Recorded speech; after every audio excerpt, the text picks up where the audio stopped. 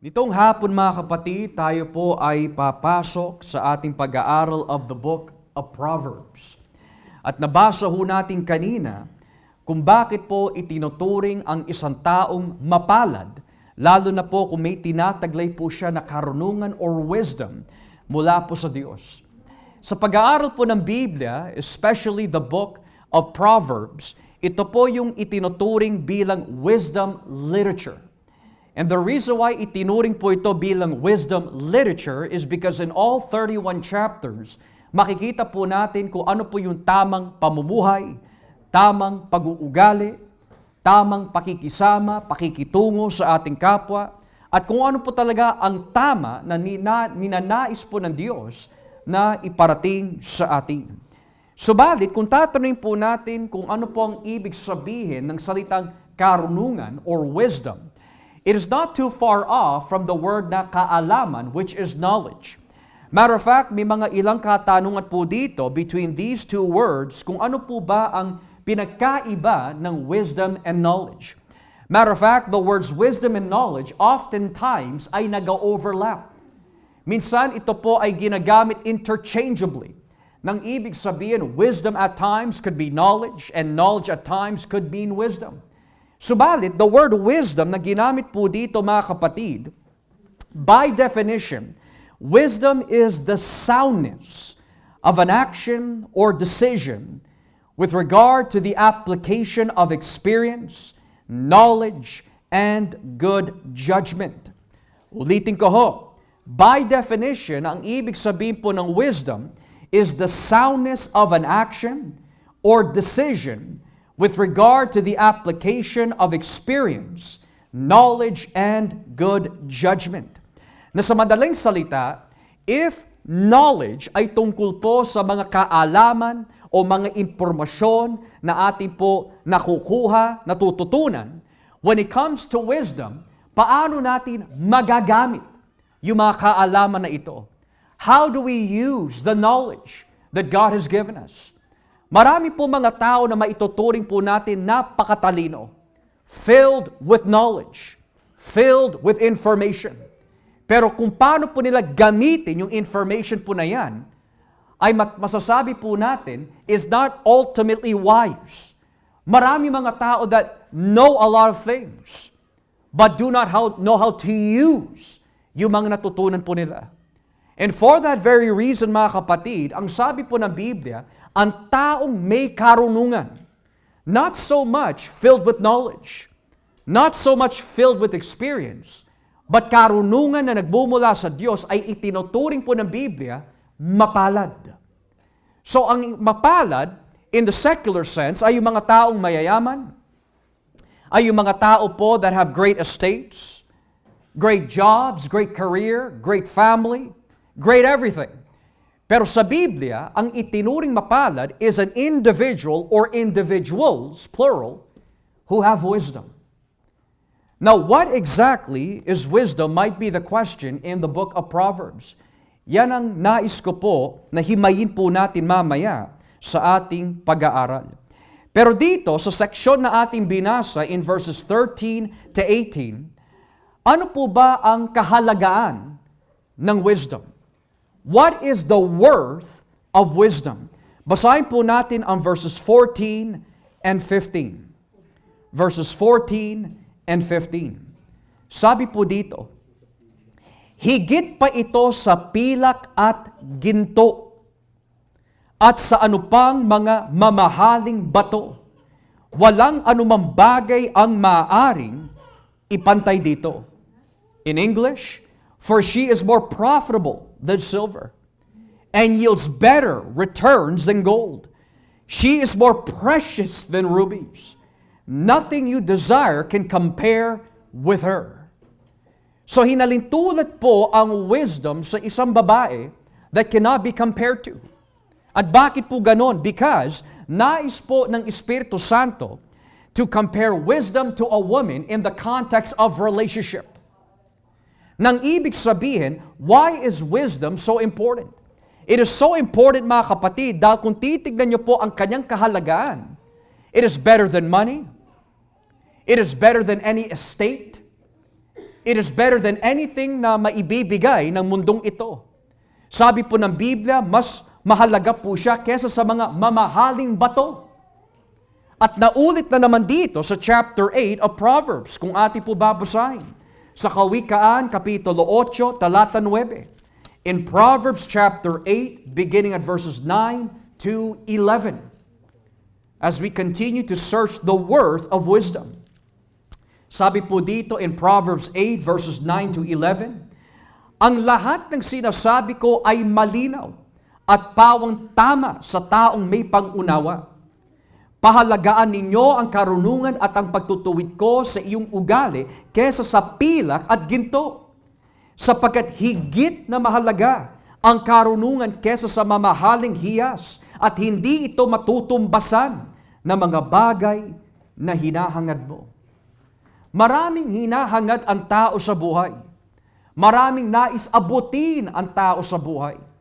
Pero kung ang mga hinahangad po natin is not wisdom, kung ang nais po natin maabot does not involve wisdom, we are wasting time. At bakit po waste of time? Dahil kapag wala ang karunungan ng Diyos sa atin, then what you are chasing is vanity. Kung wala sa atin ang karunungan ng Diyos, what you are reaching for is vanity. Ang tinataglay po ng karunungan is that whatever you reach for, whatever you desire for, at nandun ang karunungan ng Diyos, you can be sure mapapakinabangan. You can be sure na mapapakinabangan ng iyong kaluluwa. You can be sure that it is everlasting. You can be sure na matatamo po natin yan sa kabilang buhay. Because every wisdom na nanggagaling po sa Diyos ay nagmumula po sa Kanyang kapangyarihan at mapapakinabangan ng bawat tao na naghahanap po nito. So in English, choose by instruction instead of silver, knowledge rather than choice gold, for wisdom is more precious than rubies, and nothing you desire can compare with her. A good example of this ay si Haring Solomon. Nung nagpakita po ang Diyos sa kanya sa pamagitan po ng panaginip, tinanong ng ating Panginoon kay Solomon, ask me whatever you want at ibibigay ko sa iyo. Solomon did not say, take the lives of my enemies. Hindi po sinabi ni Solomon, payamanin niyo po ako, O Yahweh. But ang sabi po ni Solomon, give me wisdom upang mapamunuan ko ng maayos ang iyong mamamayan, that I may judge well over your people. Gaano po ba kahalaga ang wisdom, mga kapatid? Kapag wala ang karunungan, bumabaksak ang isang bansa. Kapag wala ang karunungan po ng Diyos, bumabaksak ang sambahayan. Kapag wala ang karunungan ng Diyos, nagbabackslide ang Kristiyano. Kapag wala ang karunungan ng Diyos, nagugutom ang ating mga kaluluwa. Kapag wala po ang karunungan, wala tayong direksyon sa buhay. Maling-mali ang mga desisyon na ginagawa ho natin kapag wala ang karunungan sa Diyos. And for those who are single here, how will you know that the person na nililigawan mo, the person that you are going to strive after, ay talagang nanggaling nga sa Diyos kung wala ang karunungan? Or how do you know that yung job na pinasukan mo ay talagang nanggaling sa Diyos? Kailangan natin ng karunungan.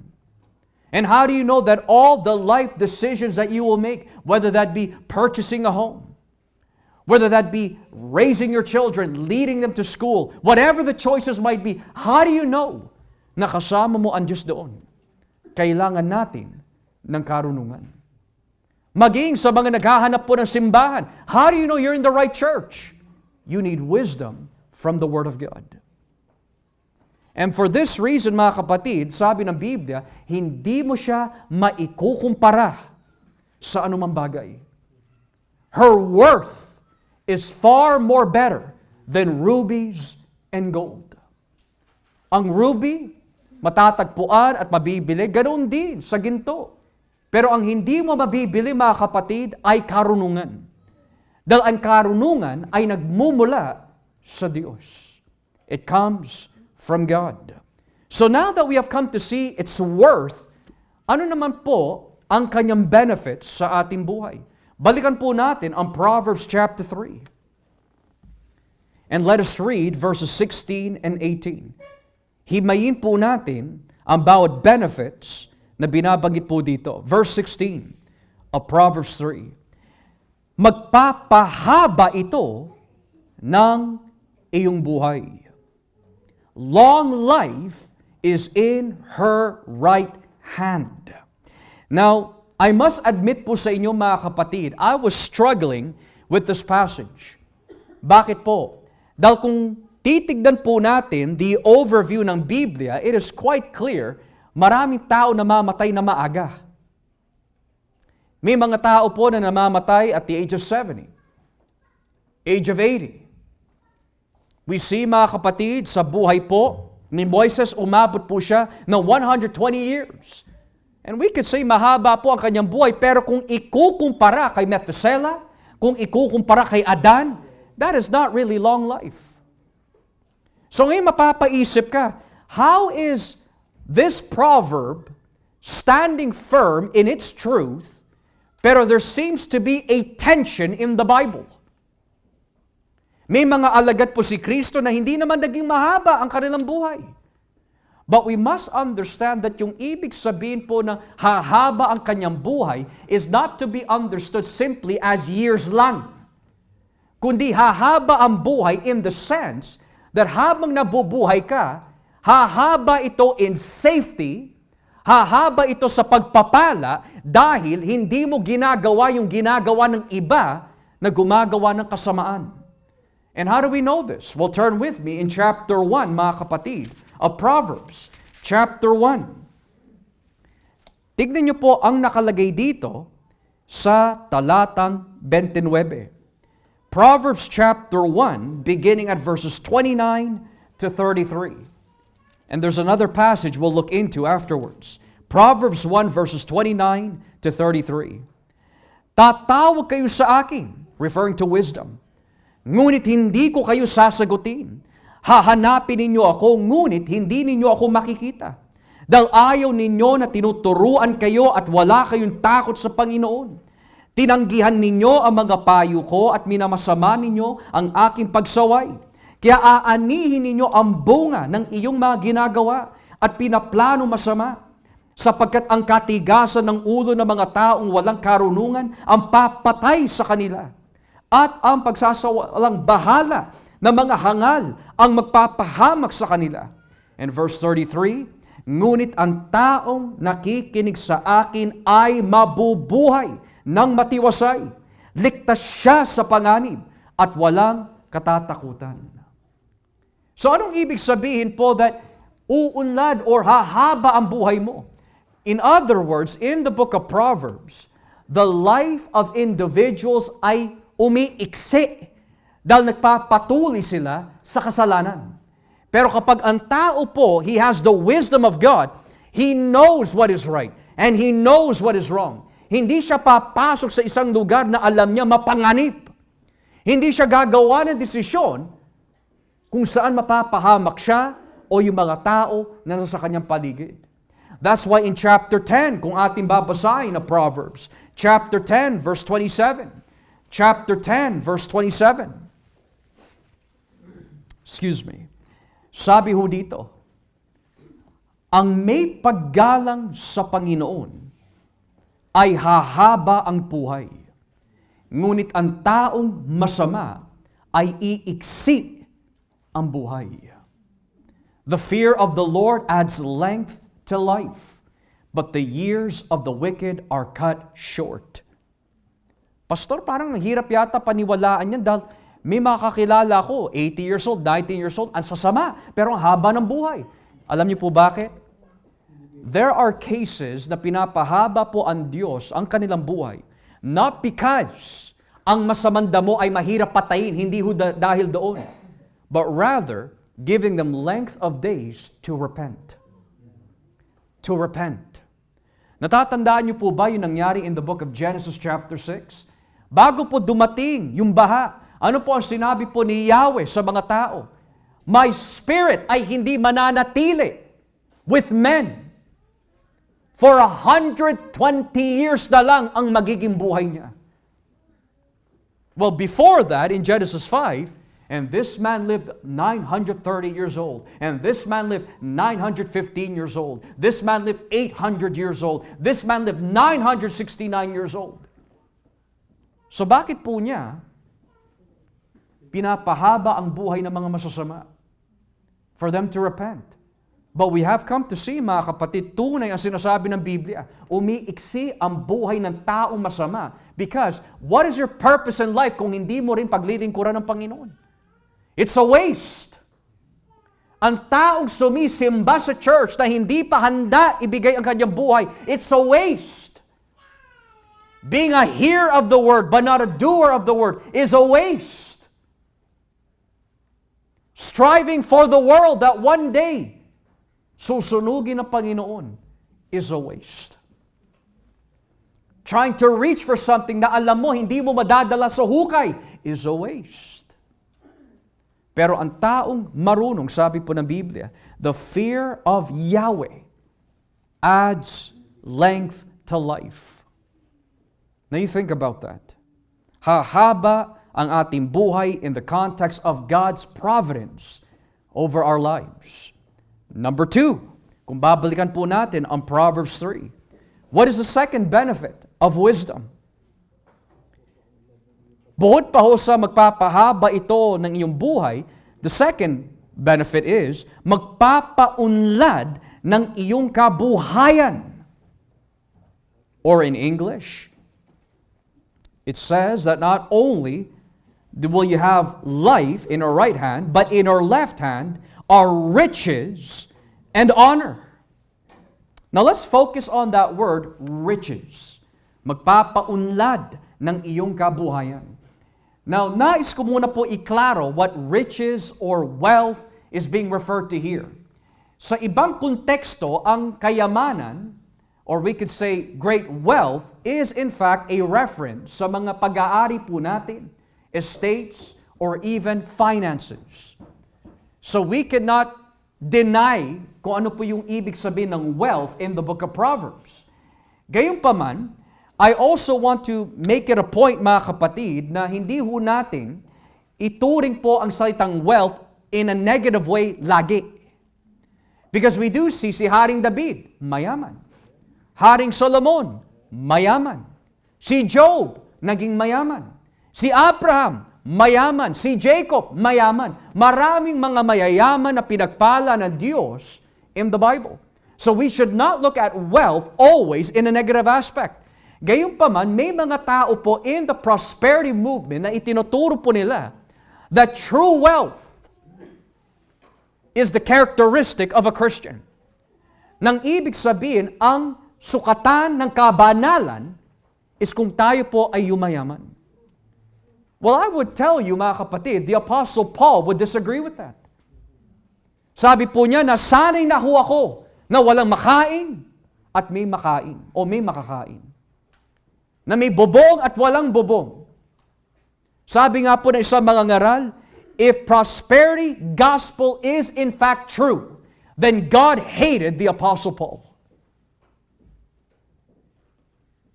If the prosperity gospel is true, nang ibig sabihin, magbigay ka ng 100,000 to the church and God will give you 1 million back, if that were true, then God hates our brothers and sisters in China.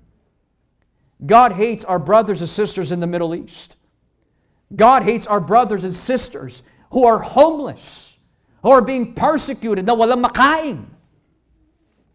If the prosperity gospel were in fact true. Pero yung tinutukoy po dito na kayamanan, we must admit, it does pertain to some form of wealth. Pero hindi sa ganitong paraan, Lord, bigyan niyo po ako ng kayamanan. O sige anak, here you go. Wala ka nang gagawin, hindi ho.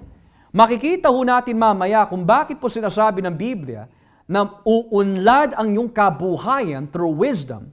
Because yung wisdom na binabanggit po dito is not simply humihingi ka lang ng kayamanan because you have needs at ibabaksak ng Diyos yan na parang wala lang. No. It comes through wise decisions and hard work. Wise decisions and hard work. So, where do we find that in the book of Proverbs? Basahin po natin ang chapter 21. Chapter 21, beginning at verse 5. Chapter 21, verse 5. Paano ho yayaman ang isang tao with wisdom? Sabi po dito in Proverbs 21, verse 5, ang gawain, plinanong mabuti, at pinagsikapan ay patungo sa kaunlaran. Ngunit, ang gawaing padalos-dalos ay maghahatid ng karilitaan. Or in English, the plans of the diligent lead to profit. So in other words, hindi siya padalos-dalos sa kanya mga ginagawa. Pinag-iisipan mabuti. Binibigay sa Diyos, Lord, tama po ba ito na gagawin ko? Tama po ba ang papasukan ko, O Diyos? Hindi ho siya yung prosperity preacher na nagtuturo, Lord, give me this, and ibabagsak ng Diyos. No, he's asking God for wisdom. Is this plan going to work? Is this decision going to work? Yung mabibiling ko is going to work. Is my investment going to work? I need wisdom from God. And tignan niyo po yung nagiging resulta. Kapag ginawa niya ho ito, sabi po ng Biblia, it will lead to profit. Pero what about those na padalos-dalos? Ngunit ang gawaing padalos-dalos ay maghahatid, sabi po ng Biblia, ng poverty. Poverty. Now, we can spend so much time sa tekstong yan, pero napakalinaw that ang tao po ay umuunlad in a godly fashion kapag yung pinaka-aim po niya sa buhay is not the wealth, not the riches, but the wisdom na nanggagaling sa Diyos. Pero kapag nasa puso ng tao na yumaman, pero hindi po niya hinahangad yung karunungan ng Diyos, kundi ang hinahangad po niya ultimately is wealth and not wisdom, it's going to lead them to poverty. Pastor, I don't agree. May mga tao na hindi naman marurunong pagdating sa Diyos pero yumayaman. It's because they might be rich financially and even physically, pero pagdating sa spiritual, they are in poverty, bankrupt. Yun yung binabanggit po in the Sermon of the Mount. Blessed are they who are poor in the spirit, for they shall receive the things of God. At anong po ang ibig sabihin ng poor in the spirit? It means wala kang dala o tinataglay na katwiran in your own being. Inaamin mo sa iyong sarili, when it comes to righteousness, I am spiritually bankrupt. I am poor, hindi ako mabuting tao. Pero yung mga nagsasabi mabuti sila, dinadaya nila ang kanilang sarili. Wala kang kayamanan sa spiritual kung wala si Kristo sa ating buhay. You are spiritually poor. So dito, binabanggit po ng Biblia, napakalinaw, the one who plans diligently na may karunungan sa Diyos, ang kamay ng Panginoon ay nandun. Pero kung padalos-dalos tayo, you are impulsive. I'll give you an example. Bumili ka ng kotse na hindi mo naman kailangan. Ngayon, maghihirap na ang pamilya mo. Bumili ka ng bahay na hindi naman dapat. Ngayon, you are all struggling. Yan yung binabanggit ng Biblia, kapag wala doon ang karunungan ng Diyos, it does not lead to profit. But there are cases, dahil na rin po sa habag ng Diyos, pinitulutan po niya ang mga ilang bagay na mangyari ho sa atin para maging lesson at wag na ho natin ulitin. Meron po ba tayong mga nagawa, napasukan, binili, na hindi natin kasama ang karunungan po ng Diyos? Well, why did God allow it? To teach us a lesson, to help us grow, and to not do it again. Because without God's wisdom, tayo ang kawawa. Without God's wisdom, the Bible says, nations perish. Without the wisdom from a multitude of counselors, napapahamak tayo. Yan din ang sinabi po ni Hosea, for my people perish for lack of knowledge. Ang sambahayan na walang wisdom, mapapahamak. Kapag humayo ka at wala ang karunungan ng Diyos, mapapahiya ka. You need God's wisdom. Lalo na pagdating sa mag-asawa, you need wisdom para maging matibay ang marriage mo. Para sa iyong relasyon sa iyong mga anak, you need wisdom on how to raise them. You need wisdom. At mas lalo na po, you need wisdom when you are under trials. Oh Lord, you need wisdom. We need wisdom kapag tayo po ay dumaranas sa mga pagsubok. Because without the wisdom of God, ano po itsura nun? Magrereklamo tayo. Pagdududahan natin ng Diyos. Ano-ano mga negatibong bagay lumalabas sa ating mga bibig. Dahil kapag wala doon ang karunungan, sigurado, kamangmangan ang lilitaw. And that's what you often see. Di po ba mga kapatid po namin na mga babae who are studying the book of Proverbs? There's a great contrast between ang mangmang at ang marunong. Ang matalino at ang hangal. Ang babaeng laging lumalabas sa bahay, which is a foolish and strange woman, at yung babaeng inaasikaso ang kanyang tahanan. Hinalintulad po siya sa isang babaeng may karunungan. Folly and shame. Or rather, folly, shame, glory, and honor, and wisdom. Ngayon, kung ibababa po natin ang basa, verse 20. Chapter 21, verse 20. Baba po natin ang basa. Tignan niyo po ang nakalagay, verse 20. Ang taong marunong ay pinaghahandaan ang kanyang kinabukasan. Ngunit ang mangmang, winawaldas ang lahat hanggang sa maubusan. In English, the wise, hindi sinabi mangmang, the wise store up choice food and olive oil, but fools gulp their downs.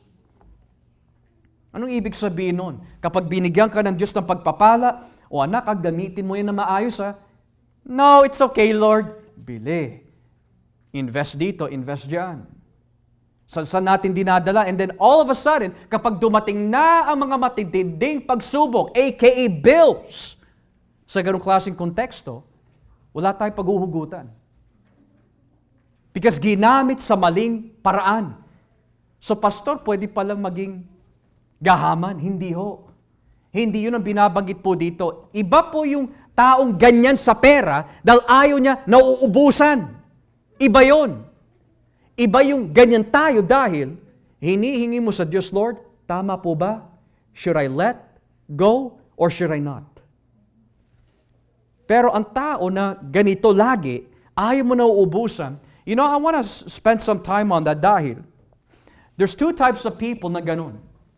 Na bakit sila ganito sa pera? Number one is trauma.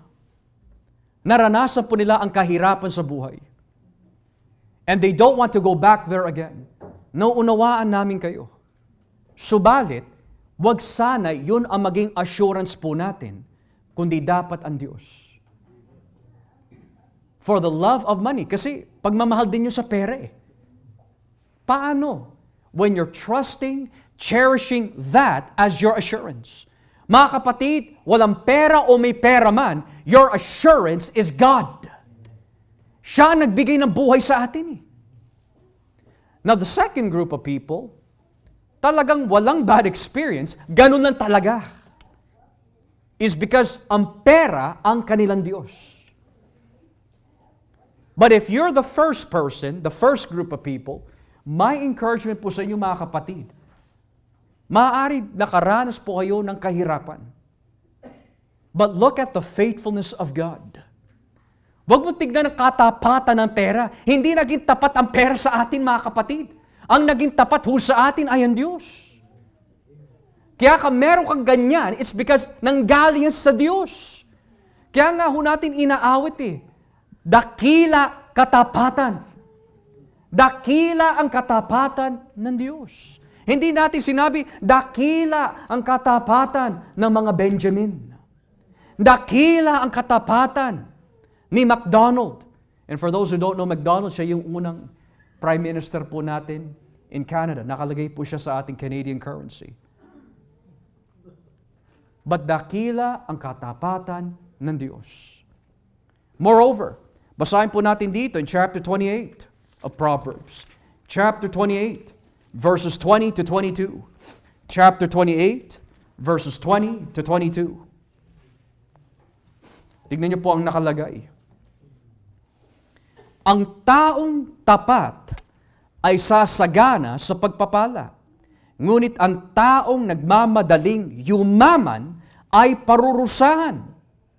Hindi mabuti ang may kinikilingan, ngunit may mga gumagawa nito dahil sa kaunting suhol. Nagmamadaling yumaman ang taong sa pera ay gahaman, ngunit ang hindi niya alam, patungo pala siya sa kahirapan. So may mga tao talaga gahaman sa pera, may mga tao po na talagang their main life goal ay yumaman at yumaman, pero sabi ng Biblia, because your goal is not wisdom but wealth, patungo ka sa kaparusahan at kapahamakan. Nang ibig sabihin, kapag hinabol mo ang karunungan ng Diyos, kahit hindi mo iniisip ang mga pagpapala sa pisikal o pinansyal, ibibigay pa rin yan ng Diyos sa atin because you're after Him and nothing else. So yan ang ibig sabihin po kanina bilang benefits of wisdom. Uunlad ka, hindi dahil hinahanap mo ang kayamanan, kundi hinahanap mo ang kalooban ng Diyos. Because you're seeking after God's will. Kaya there are temptations na dumarating ho sa atin. Dahil na nga po, tayo ay nahihirapan minsan sa ating pagtatrabaho. Minsan kapag dumadaan tayo ng Superstore or Walmart, may nakikita tayo, Lotto 649. And then all of a sudden, parang may umuudyok sa atin, sige lang, magtaya ka lang, kahit $5 lang, $10 lang. Pero mga kapatid, hindi yon ang ating assurance. Our assurance and insurance is Christ. So kapag hinanap mo ang karunungan ng Diyos, sigurado pagpapalain ka. How much? I don't know. Will He make you a multimillionaire? I don't know. Will He make you a thousandaire? I don't know. Hundredaire? I don't know.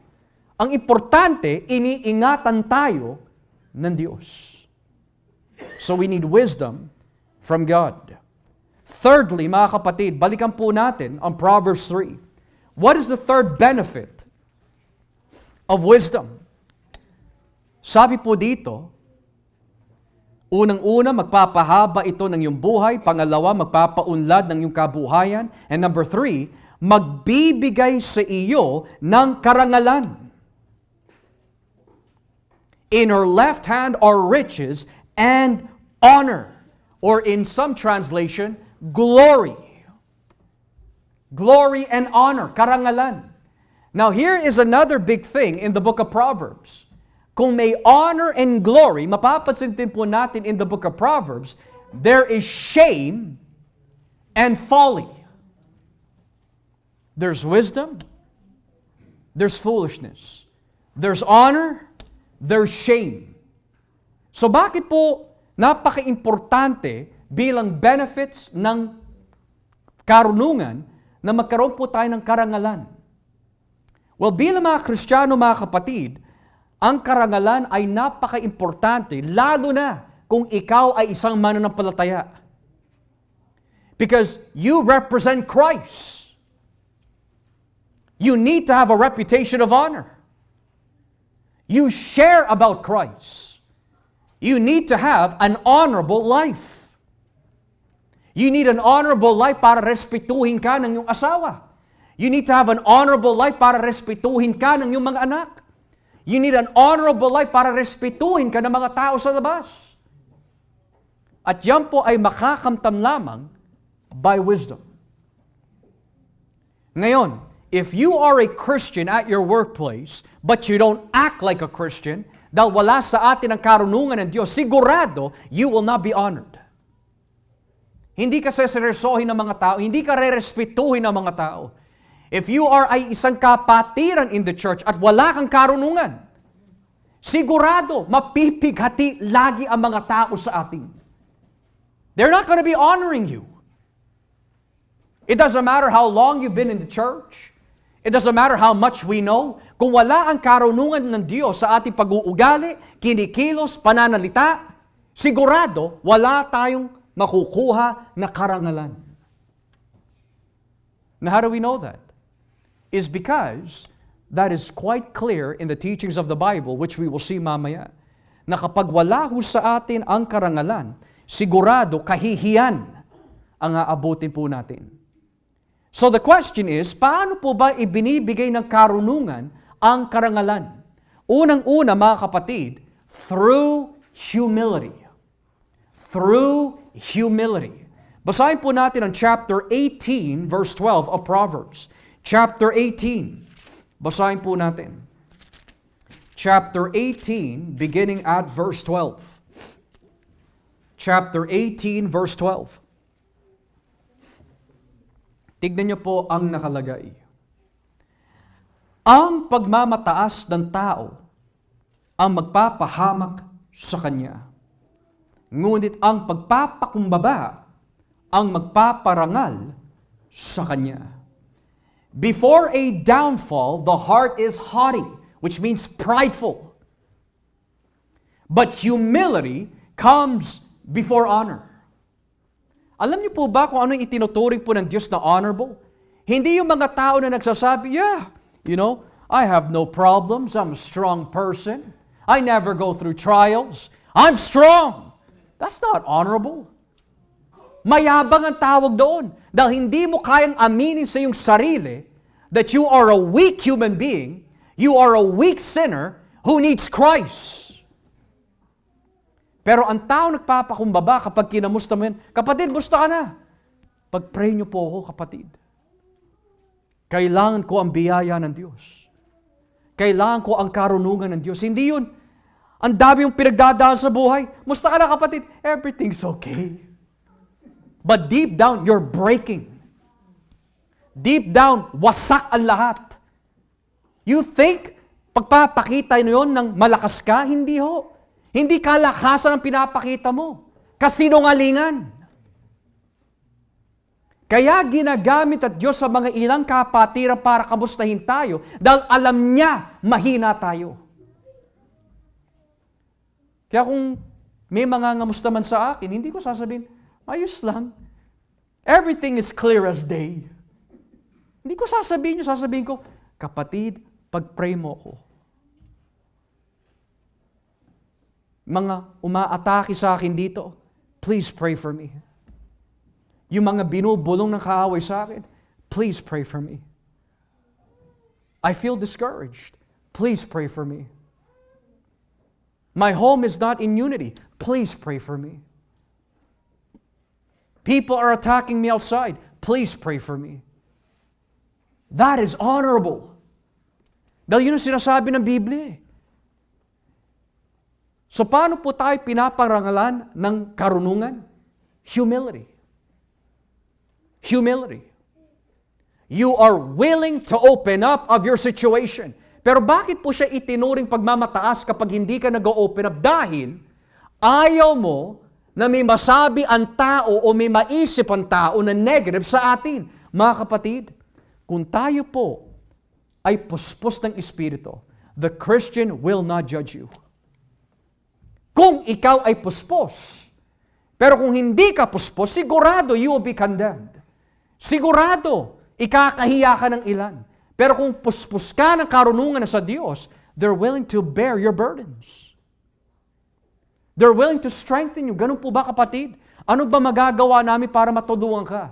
I-assess natin ang problema mo. Dahil ang solusyon ay nagmumula sa Biblia. Let's work together. Pero kapag walang karunungan, ang sasabihin ng mga kapatiran is, ay, lagi ka na lang ganyan. Ay, ganyan ka ba? Hindi ka kasi nag-iisip. Instead of tulungan, binabaksak pa. Di ba sabi nga po sa Galatians, if anyone is caught in any sin, let he who is spiritual restore such as one. Bakit po restore? Dahil yun ang ginawa ng Diyos sa atin. When we make stupid decisions, anong ginagawa ng Diyos? Does He say, Hindi ka kasi marunong. Wala kang kwenta. Hangal! No, he says, anak, you see what happens when you don't listen to me. But don't worry. Ako bahala sa iyo. Napakabuti ng ating Ama. That despite our stupidity, ang forbearance ng Diyos sa atin ay lagi nananatili. Totoo ang sinasabi ng ating Panginoon, I will never leave you nor forsake you. So kapag tayo po ay nagpapakumbaba sa Diyos, it is a sign you have wisdom from God. Kaya huwag niyo itatago kung ano na sa loobin po natin mga kapatid sa isa't isa. Whenever there is a brother, a sister, a mother, or father in Christ asking you, Kuya, ate, kapatid, is everything okay? That is the Holy Ghost. That is the Holy Spirit using these people to be an encouragement sa inyo. Kaya totoo ang sinasabi ng Biblia, do not quench the Holy Spirit. Huwag kang maging hadlang. Isatabi natin ang ating ego. So what kung mahina tayo? All have fallen short of the glory of God. So what? Kaya nga sabi ng Biblia, he that carries each other's burdens fulfills the law of Christ. Pero hindi ho namin sinasabi lahat ng detalye. Kailangan din pag-ingatan kung sino kino-confide mo ng iyong mga problema. Dahil hindi ko ibibigay sa isang ganito. Dahil sigurado kapag binigay ko po sa kanya downstairs, nakarating na sa taas. Kaya mag-iingat din ho tayo. But we still need humility. Number 2, God gives us honor through wisdom kapag tayo po ay umiiwas sa gulo. Basahin po natin ang chapter 20. Chapter 20. Chapter 20. Beginning at verse 3. Excuse me. Chapter 20, verse 3. Basahin po natin.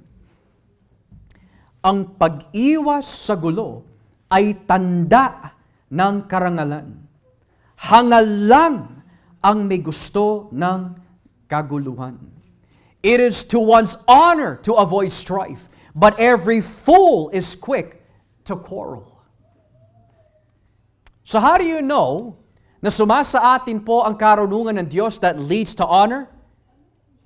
Binibigyan ka ng Diyos ng karunungan, anak, look, if you take on that bite and trap, gulo ang magiging resulta. Iwas ka, iwas.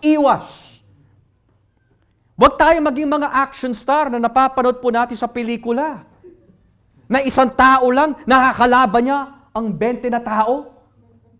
Wala pang tama. Hindi tayo ganun mga kapatid. Ang taong may karunungan, he is not going to be a macho man. Iniisip niya lagi, ano ba ang dapat? Alam nyo, marami mga tao na namamatay dahil nais po nila ingatan yung persona ng pagiging matapang. Okay, matapang ka. Nasaan ka ngayon? You're dead. May nagawa ba ang pagiging matapang? No. Pastor, kasi may mga ibang tao na ay tinatapakan yung kanilang pagkatao. That is true. But as a Christian, mga kapatid, ang Diyos ang gaganti. Tignan mo nga ang ating Panginoon. Siya ang hari ng mga hari, Panginoon ng mga Panginoon, dinuraan, sinapak, sinapal, pinagtawanan. But what does our Lord do? Hindi siya umimik. And you want to talk about tinatapakan ng pagkatao mo? You want to talk about that your personality, your reputation is being trampled on? Look at Christ. Oh, believe me, there is a coming judgment day. At yung mga sundalo na nangutya sa kanya, yung mga sundalo na nag-insulto sa kanya, sigurado walang i-insulto sa Diyos on the day of judgment. Because every knee will bow, every tongue will confess that Jesus Christ is Lord sa kapurihan ng Diyos Ama. So alam mo po ba, Naririnig niyo po ba, nararamdaman niyo po ba that in the home, outside at work, wherever you are, nararamdaman mo ba that this is going to escalate? Iwas! Pastor, applicable po ba ito sa marriage? Absolutely. Kapag may naririnig ka, non-stop, maraming pagrereklamo, daing, what do? Papatulan mo? Makikipagsabayan ka? No. Iwas. Manalangin. Pray for that person. Hindi yun, hindi ako magpapaander. No, mga kapatid. Kamangmangan ang tawag doon. At mapapansin mo na lang, kapag hindi mo pinatulan yung pain ng kaaway, makikita mo kung paano kumilos ang Diyos through wisdom.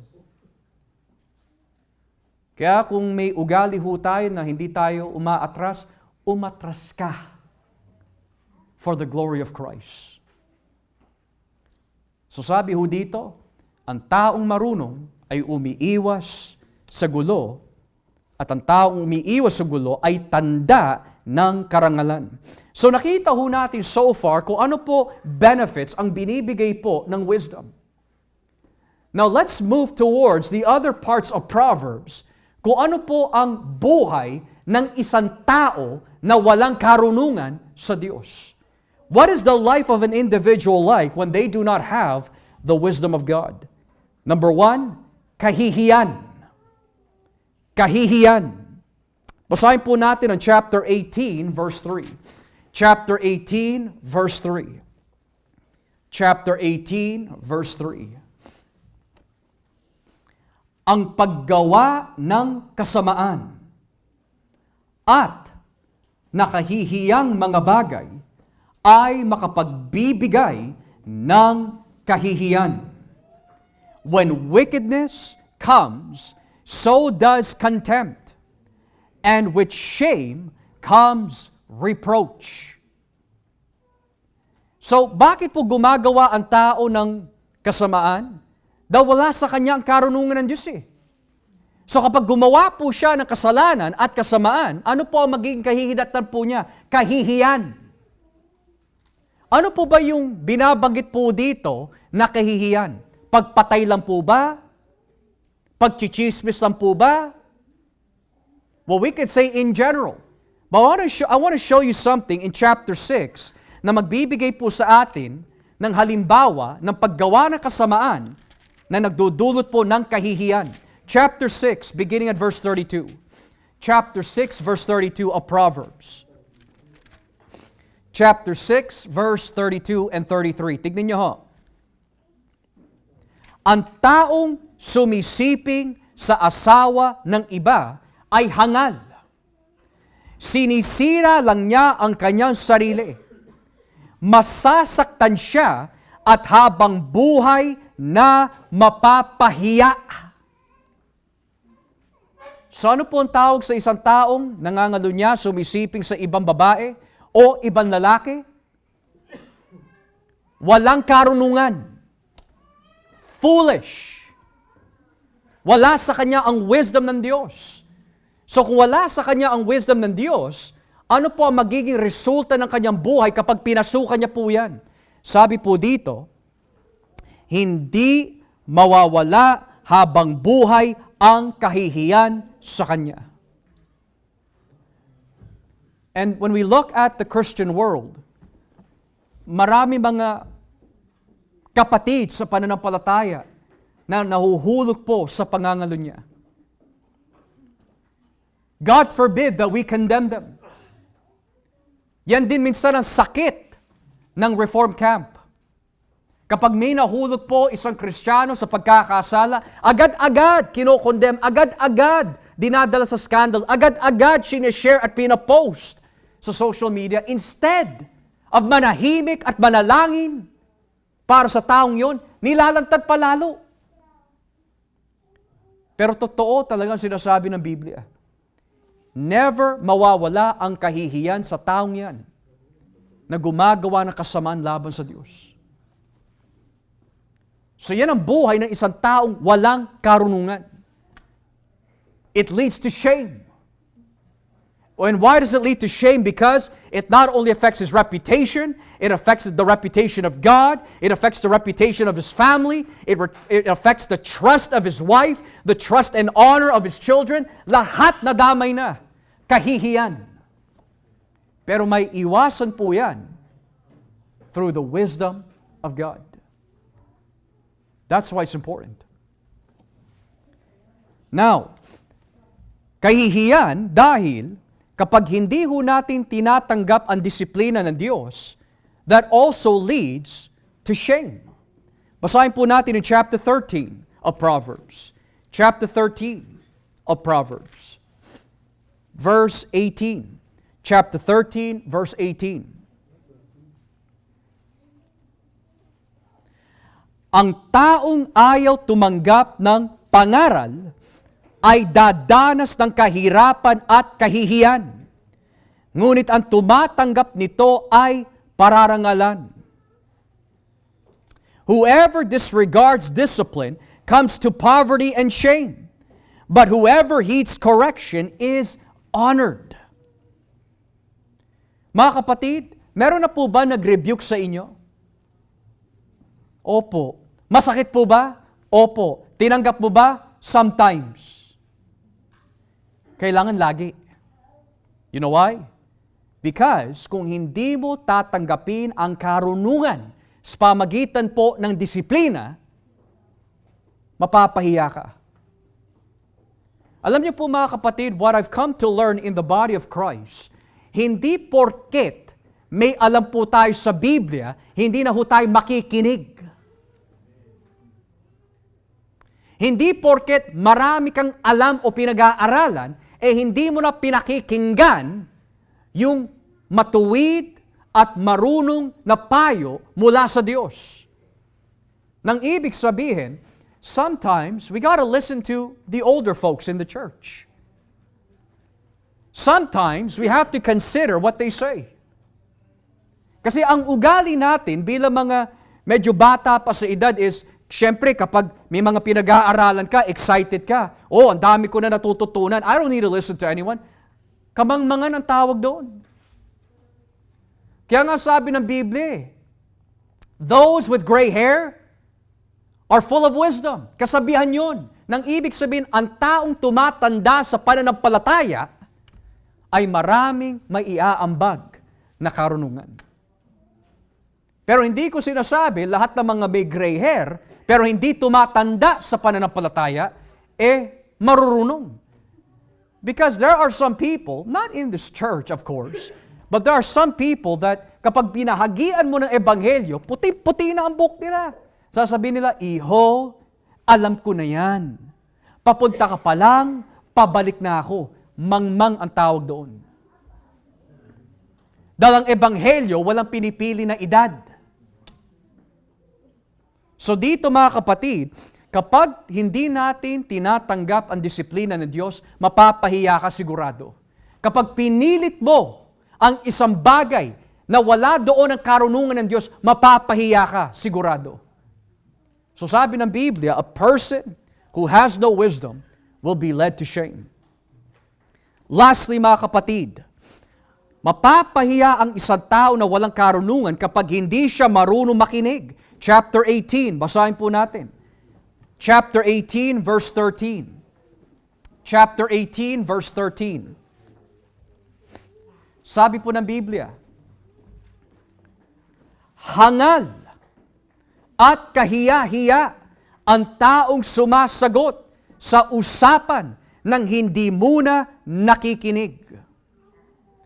To answer before listening, that is folly and shame. Nakaranas na po ba kayo ng mga tao na walang ginawa kundi sumagot lang na sumagot? Hindi niya pinag-iisipan kung ano yung napakinggan niya? Sino kaya yung tao na yon? Ako. Ako na yung mangunguna. Alam niyo po, sabi ng Biblia, that when you have the wisdom of God, hindi ka muna agad sumasagot, pinag-iisipan mo maigi. Biblically. Hindi ka tutol ng tutol. Hindi ka lagi kontra ng kontra, pinag-iisipan mo mabuti kung tama ang sasabihin mo, kung tama ang nasabi, pinag-aaralan mo. Pero sabi ho dito, hangal at kahiya-hiya ang taong sumasagot sa usapan nang hindi muna nakikinig.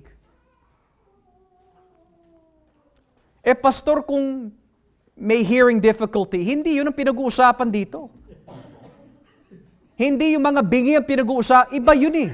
Ang pinag-uusapan po dito mga kapatid is, malinaw mo na pakinggan, hindi mo inaaralan, sagot ka ng sagot. Nang ibig sabihin, Nay, mali po yung ginagawa mo. Oy, hindi. Hindi mo muna pinag-isipan yung sinabi ko. Tay, mali ho yan.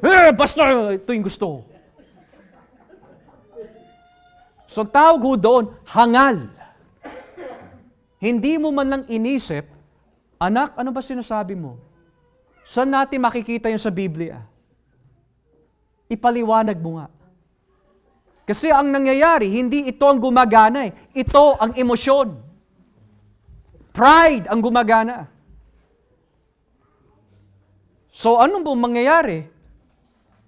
Kapag yung pinayo sa atin, hindi natin pinakinggan, tapos ang kinalabasan ay, o nga no, tama pala siya. Sino ang nakakahiya? Tayo.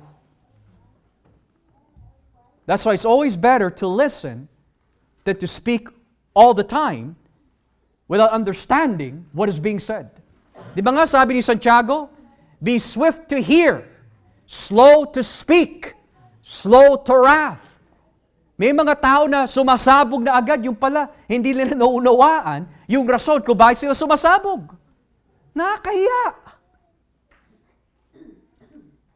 Lalo na kapag ikaw ay nasa konteksto ng pagdedebate, sagot ka na sagot, sigaw ka na sigaw, yung pala, nagkakaisa pala kayo doon sa pinag-uusapan ninyo. Hindi mo lang inuunawa maigi. Nakakahiya yun. Kaya kahihiyan ang tawag ho dyan. Now, there's definitely more things that could be said, mga kapatid. But I just want to skim through this. Kapag wala ho tayo karunungan, madali din po tayo magalit. Basahin po natin ang chapter 29. Chapter 29, ang taong magagalitin, ayon po sa Proverbs, ay walang karunungan. Chapter 29, verse 11. Chapter 29, verse 11. Ang taong hangal ay hindi makapagpipigil sa kanyang galit, ngunit ang taong marunong ay nakakapagpipigil ng kanyang sarili. Ulitin ko ho, ang taong hangal ay hindi makapagpipigil o makapagpigil rather sa kanyang galit, ngunit ang taong marunong ay nakapagpipigil ng kanyang sarili. Bakit po tinawag ho ito hangal? Because when you're so upset with what's going on in your life, naghahanap ka ng tao masasabugan, and you're not thinking, kapag sinabugan ko itong taong ito, am I gonna regret it? May sasabihin ba ako na lalabas sa aking mga bibig na hindi ko na maibabalik? Well, ang sabi po ng Biblia, ang taong hangal doesn't have self-control with their anger. Hindi mo na maibabalik yun. Natatandaan ko po mga kapatid that when I don't have the wisdom of God, I tend to say things that I'm not supposed to say. Sometimes things that are so harsh, things that are so sharp. Pero mali pala yun. Maari hindi ka maunawaan ng mga tao sa iyong pinagdadaanan, pero meron kang Diyos na malalapitan. Cast your care on Him, for He cares for you. Minsan yung mga tao na sumusuporta sa atin, nasasabugan natin sila ng galit eh. Dahil yun ang gusto ng kaaway. Binubulo na kaaway, huwag mo tignan na pinapalakas ka. Huwag mo tignan na tinutuwid ka. Ang tignan mo, kinokontra ka. Sabugan mo sila, sige lang, magalit ka sa kanila. So sabi ng Biblia, hangal ang tawag doon.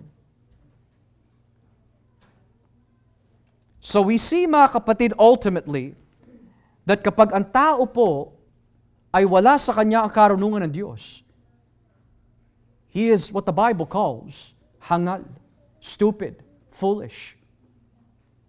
So now we come to the end or the conclusion. Brother Josh, how do I walk in wisdom? How do I live in wisdom? Let's go to chapter 3. Chapter 3, beginning at verse 5. Chapter 3, verse 5. Magtiwala ka ng buong puso sa Panginoon at huwag kang manalig sa iyong sariling karunungan. Alalahanin mo ang Panginoon sa lahat ng iyong ginagawa at ituturo niya sa iyo ang tamang landas. Trust in Yahweh with all your heart. Lean not unto your own understanding. In all your ways submit to Him, and He will make your paths straight. Ano po ang pinakaugat ng lahat ng kapahamakan, kamangmangan, kahihiyan?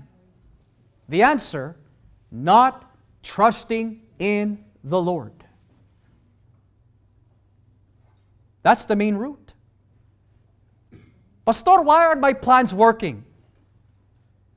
Because you're leaning to your understanding, not His. Pastor, how come everything I do does not work? It's because nananalig ka sa iyong sariling karunungan. Hindi po tayo lumalakad sa ating nararamdaman dahil ang nararamdaman natin ay madaya. We walk by faith. Pero that faith is accompanied by wisdom. So the Bible says here, you can walk in wisdom when you trust in the Lord.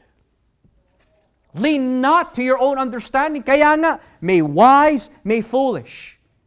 There's wisdom, there's foolishness. So sa lahat ng gagawin po natin, lahat ng sasabihin natin, we always want to ask God, tama po ba ang aking gagawin? Suportado pa ng Biblia ang aking gagawin?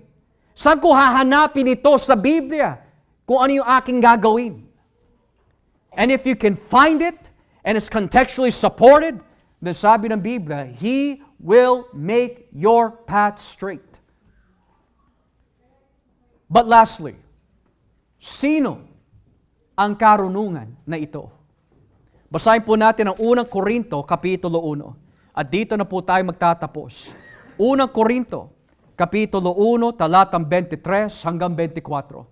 1 Corinthians chapter 1, verses 23 to 24. We know that we need to walk in wisdom, pero sino po yung wisdom ng Biblia? Verse 23 and 24, sabi ho dito, ngunit kami naman ay ipinapangaral ang Kristo na ipinako sa krus. Bagay na hindi matanggap ng mga Hudyo at isang kamangmangan para sa mga hindi Hudyo, ngunit para sa mga tinawag ng Diyos, Hudyo man o hindi, si Kristo ang siyang kapangyarihan at karunungan ng Diyos. But we preach Christ crucified, a stumbling block to Jews and foolishness to Gentiles, but to those whom God has called, both Jews and Greeks, Christ, the power of God, and the wisdom of God. Sophia to Theou, ang karunungan ng Diyos. In short, mga kapatid, ang Book of Proverbs is not simply an ethical manual na dapat po gamitin para lang maging mabuti and successful. The whole point kung bakit po isinulat ang Proverbs is because all this wisdom is ultimately pointing to someone. And that's Jesus. So kung hahangarin po natin magkaroon ng karunungan, pero hindi si Kristo, malabo. Kaya ka humihingi ng karunungan is so you can know Christ, live for Christ, represent Christ, glorify Christ. The wisdom of God is not Joshua, not CCWC, not you, not scholars. It's Jesus. Walk with Jesus. At makikita mo mga kapatid, hindi ka niya pababayaan o iiwanan kailanman. He will never leave you, nor will He ever forsake you. He is the wisdom of God. As we pray.